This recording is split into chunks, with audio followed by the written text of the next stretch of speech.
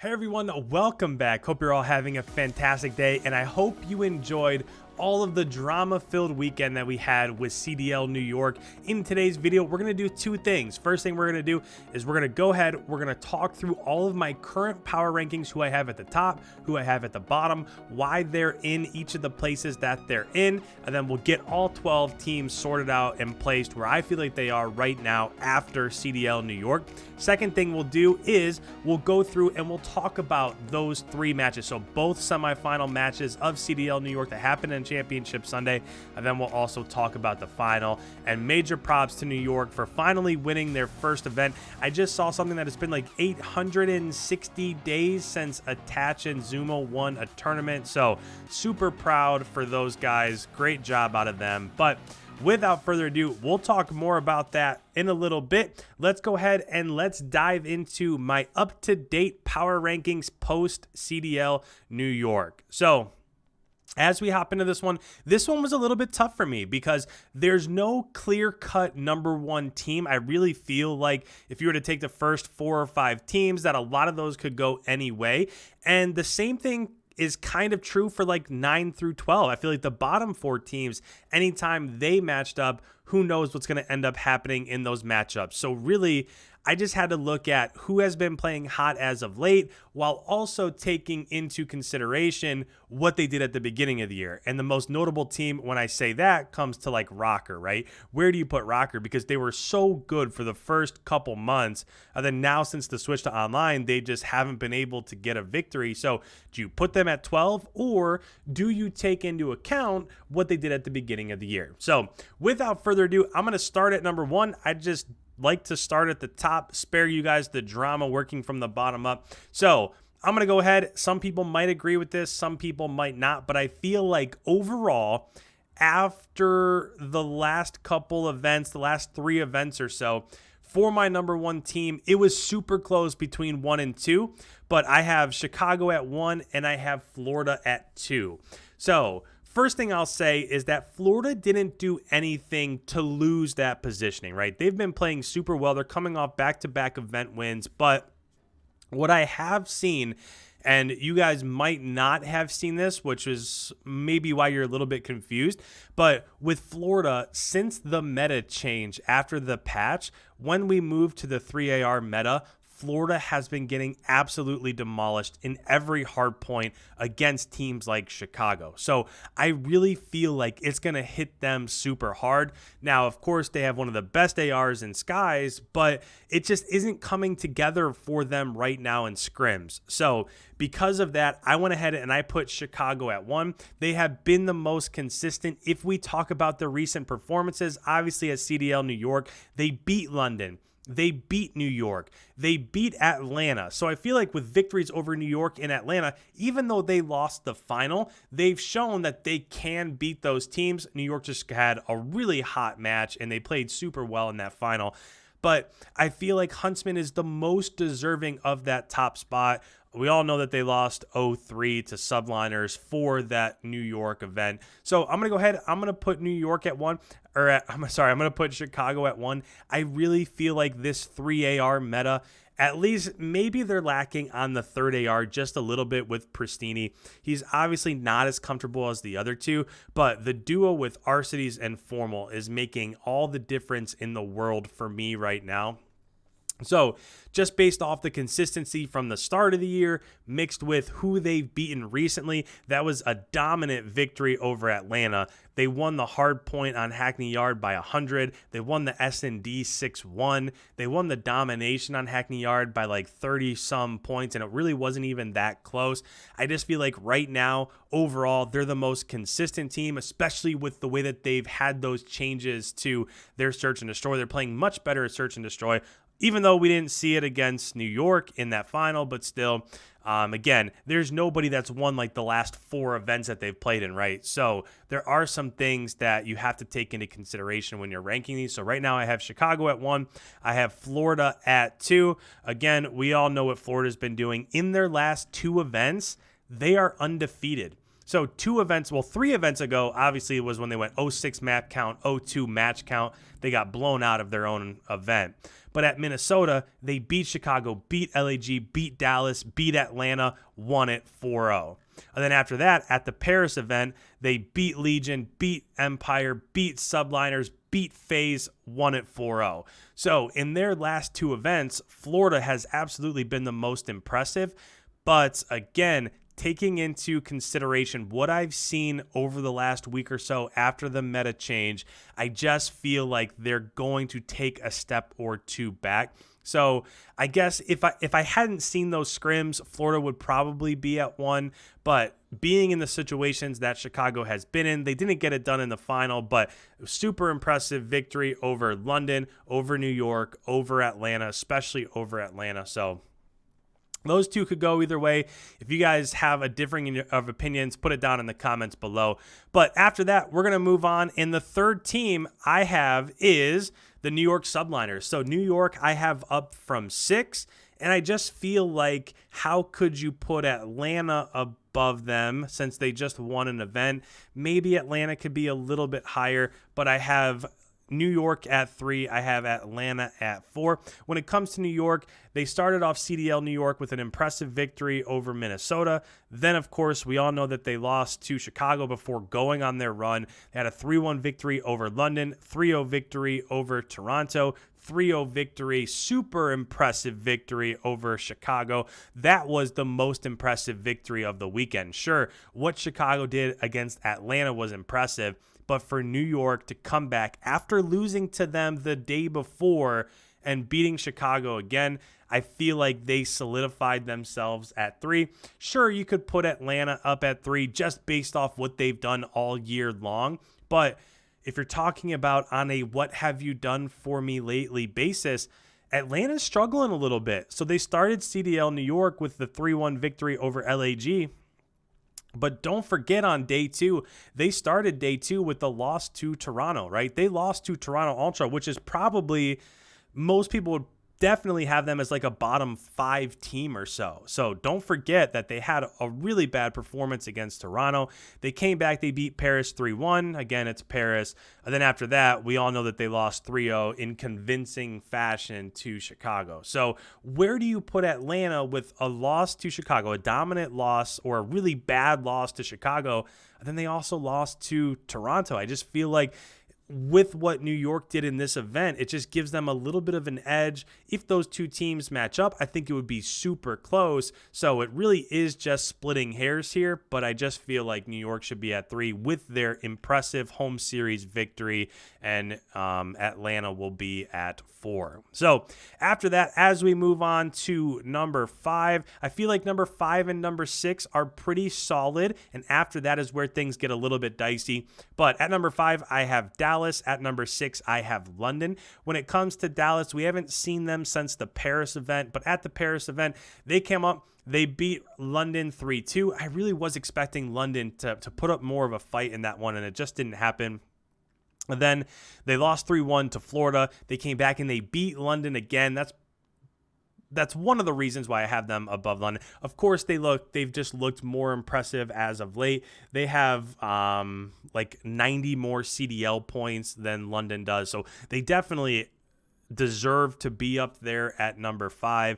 But we all know that they lost in the final against Atlanta FAZE of that Paris event. So they should, for me personally, they deserve to be just a little bit underneath Atlanta. Really, Atlanta, New York, and Dallas. Those 3 could really go hand in hand. I feel like if you were to put, I don't think you could put Dallas at 3. I think you could put them at 4. And for me, they just most likely deserve to be there at 5. The event before that, remember, which was CDL Minnesota, they beat Minnesota. They lost to Atlanta again. They beat Dallas, and then they lost to Florida. So it hasn't been the best couple events for Dallas, but who else would you put there, right? They deserve to be there at number 5 with what they did throughout the entire course of the year. After that, when we're moving on to 6 and we're talking about London, this event, just to recap real quickly, they lost 3-1 to Chicago before coming back and getting a convincing victory over Minnesota. Even though that went a little bit longer than most people would expect it to go, they did beat Minnesota before finally losing 3-1 to New York. The event before that, which was Paris, they lost to Dallas, which we just talked about. They beat London. They lost to Dallas again. So it's not necessarily that they've even been even slightly impressive over the last two events. It's just nobody else really deserves to be in that spot with what's happening with Minnesota. Nobody else, like Toronto's been a little bit positive over the last couple events, which is why as we move on to 7, I have Toronto at 7, but they've been so terrible throughout the first part of the year.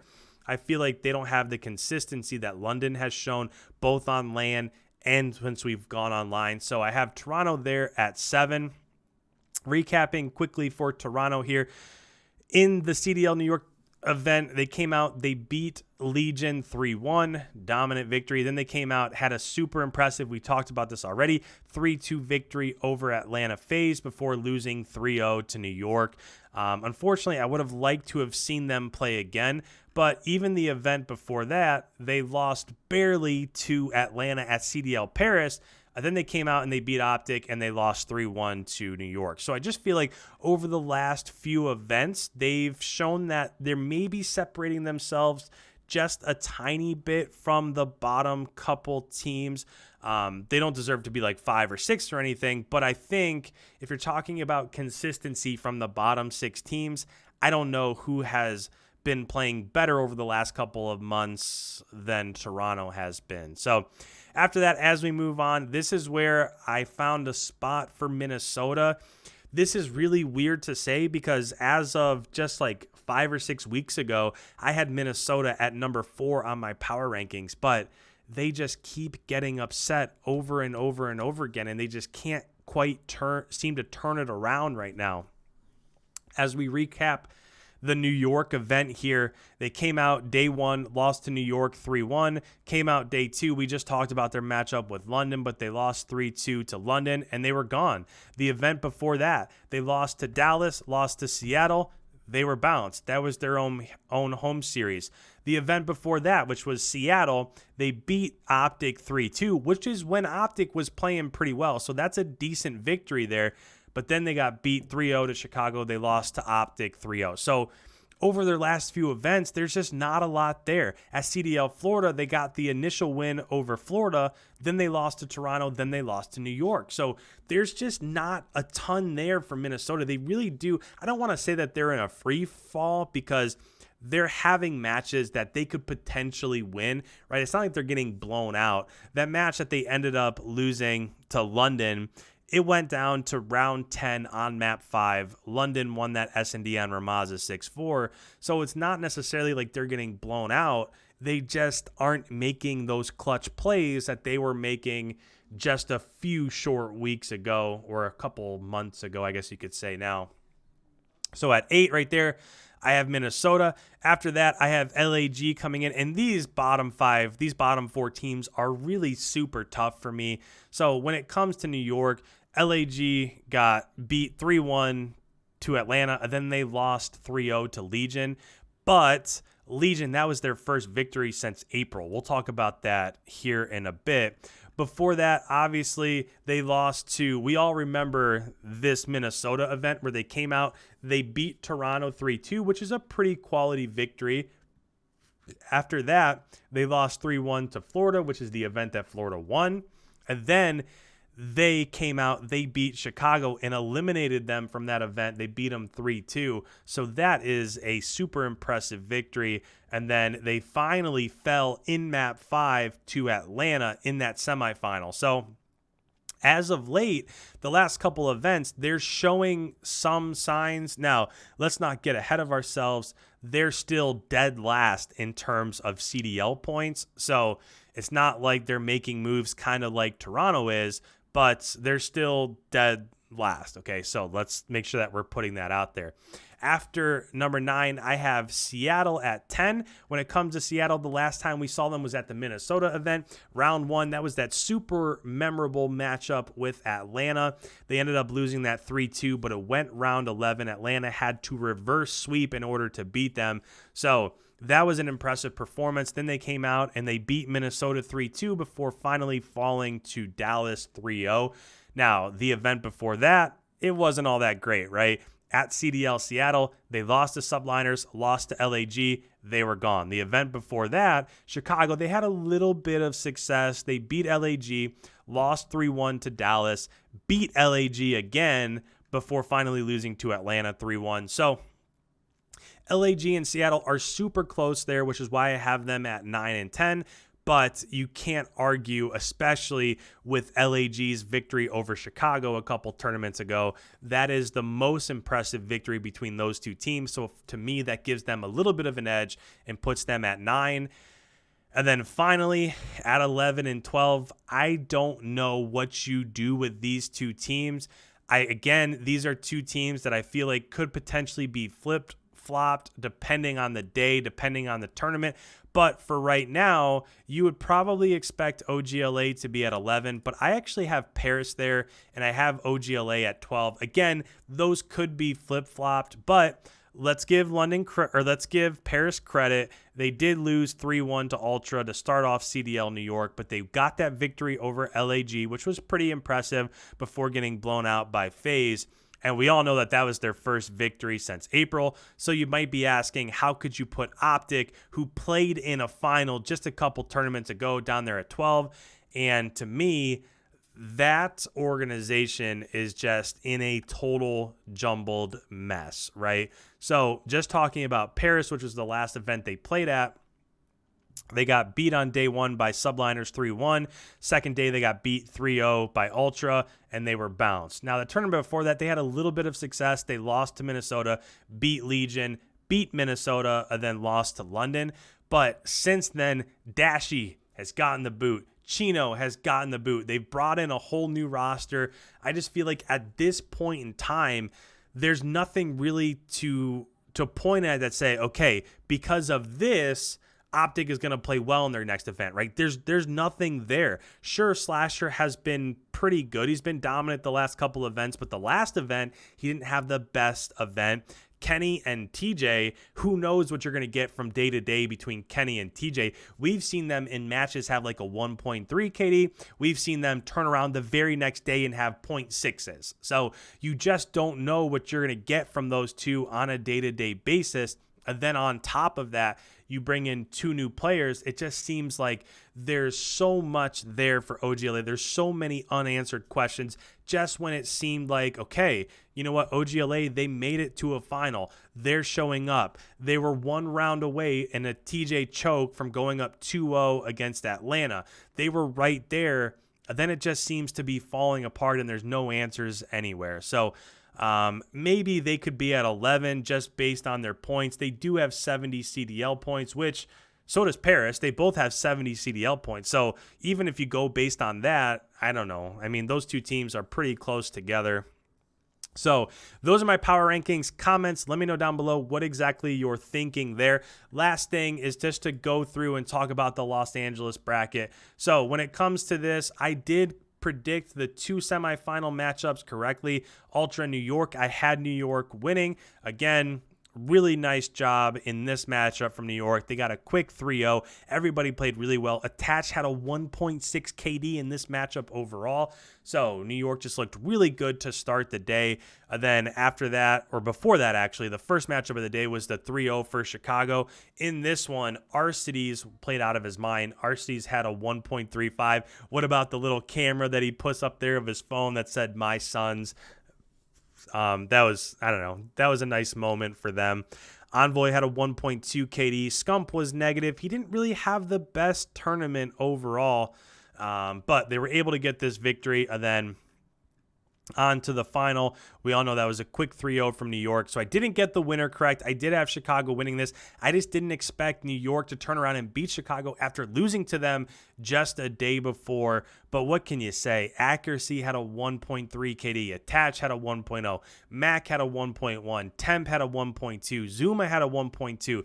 Zuma, it seemed like every time you turned around, Zuma was hitting a flank, getting a massive two-piece on Dom in a hard point. He was pinching on all of those matches. Unbelievable job out of him. And when you look down below, Arcides played well in this matchup for Chicago. He had a 1.1, but nobody else stepped up. Envoy had a 0.84. Formal had a 0.9. Pristini a 0.74.